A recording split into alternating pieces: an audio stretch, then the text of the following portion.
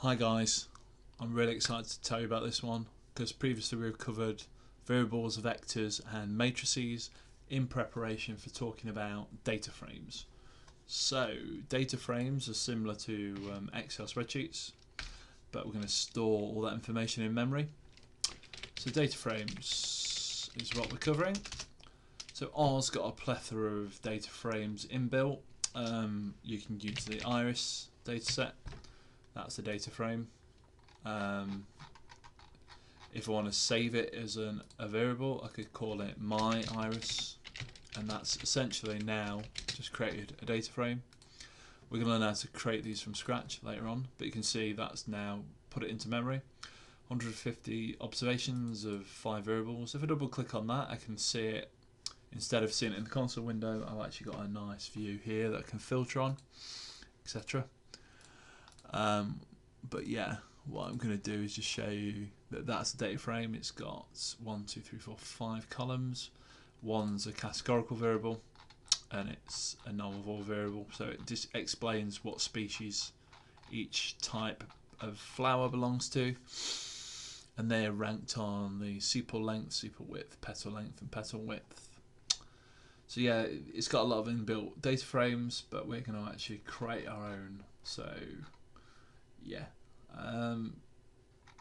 yeah, we've just covered how we'd quickly assign our own data frame a name so we can work with it. So then from there we can reference columns, etc. A couple of data frame useful items to know is the data function. So you use data. What that does is it will give you a list of every data frame that R's got inbuilt. There's plenty, so there's enough to keep you going. This one's for time series. I'm obviously going to highlight that because it's my hometown of Nottingham. So well done, you guys. But yeah, data will bring up all the list of data sets that you can work with. But yeah, we're going to create our own anyway. But a few useful functions to know. If you want to look at the first few items from MyIris, which is the data frame I've just created, use the head function. So it gives you the first 6 items essentially. Conversely, you can use tail for the probably the last 6 items. Yep, gives you the last 6 items. You can use the descriptive statistics summary function, which is powerful. It works on loads of things. We can look at MyIris and summary of that, and it gives you a summary of we've got species, so a count of the number of species, 50 by 50 by 50, so 150 observations overall. It gives you the median, the mean of the petal length, the petal width, etc. But yeah, that's just a useful one just to see how the data is distributed relatively quickly. Another very useful function is the str function, which stands for structure. So I'm going to have a look at the structure of MyIris. I know that these are more or less going to be numerical, and that's going to be a factor, categorical variable. So yeah, they're all numerical. It gives you the 150 observations of 5 variables. It gives you the first couple of numbers for each one. And then it's got species, so it tells me that that's a factor, which means it's a categorical variable. It's a nominal categorical variable because there's not any order to it, so there's setosa, vesicular, and it shows you that actually we might have that repeated over 150 frames, but there's only 3 distinct species that's worth noting. As I'm from England and we love talking about the weather as well as queuing, I'm going to use a weather example, but actually I'm going to Copenhagen on Saturday, so I'm going to do the weather for Copenhagen. So I'm going to do the days that I'm interested in, so it'll be going on Friday, so it'll be Friday, Saturday, and Sunday. So that'll be the days vector. I've not done my assignment properly again, naughty me. So days, so it's created one vector, it's got 3 items. And then I'm going to take the temperature, the max temperature I think. I'll probably do the min as well because that might be interesting. So the temperature max, just let me go onto the weather. It looks like it's going to be about 5 degrees max on Friday.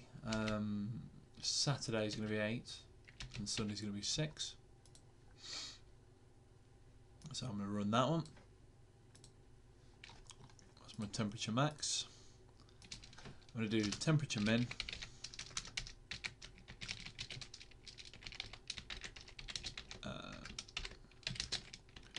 So the minimum temperature on Friday is 1 degrees, Saturday is 3, Sunday is 1. Okay. I'm also going to do a Boolean vector to see if it's to rain or not to rain. That is the question. I think some famous guy said that, I don't know. So actually on Friday it is going to rain. On Saturday it's not going to. On Sunday looking likely as well. So might have one good day. So I'm going to generate all those in memory.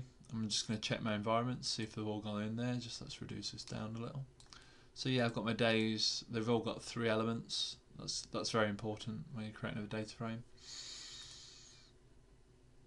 Okay, so now I'm going to create my weather data frame, or Copenhagen weather,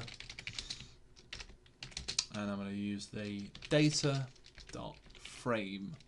function, and then what I'm going to do is pass each one of my vectors, days, temperature max, temperature min, to the data frame. So days, I'm going to do temperature min first actually, that seems to make more sense. Temperature max, max, and I'm going to use my terrain or not terrain variable. So when I create that, that's similar to the My Iris, you'll see it as a data frame. So this is now available to click on. It's smaller than My Iris obviously, but it gives you the days, Friday, Saturday, Sunday, my minimum temperature, my maximum temperature, and whether it's going to rain or not. So now that's the data frame that I can do stuff with. So I'm going to check the structure of the new data frame I've just created, Copenhagen weather.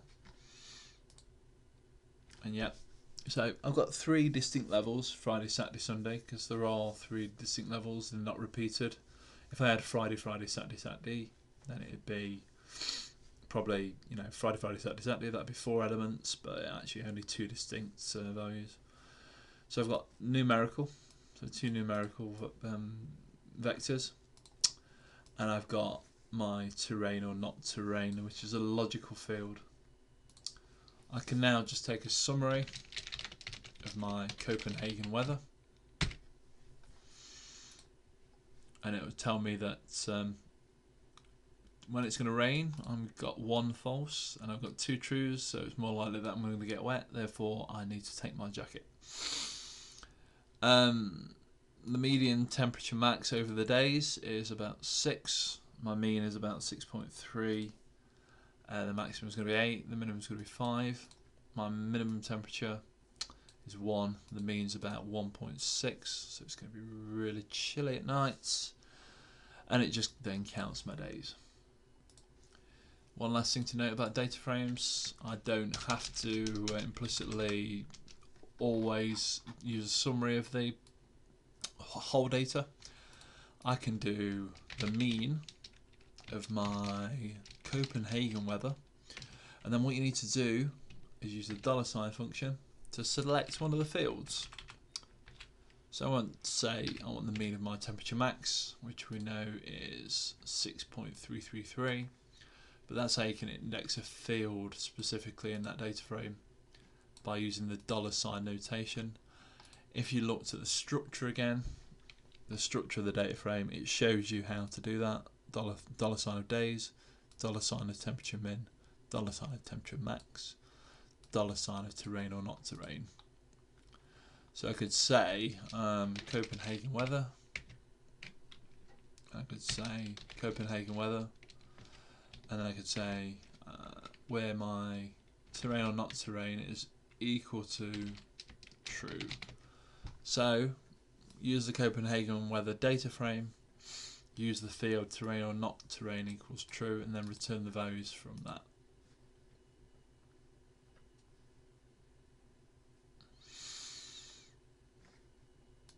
We'll cover more of these in the indexing and slicing elements of the data frames, but that's how we create them for now. Tune in for the next one, subscribe to my YouTube channel, come to Hudson's Hacks, where we've always got tutorials there. How many times can I change the inflection in my voice? I don't know.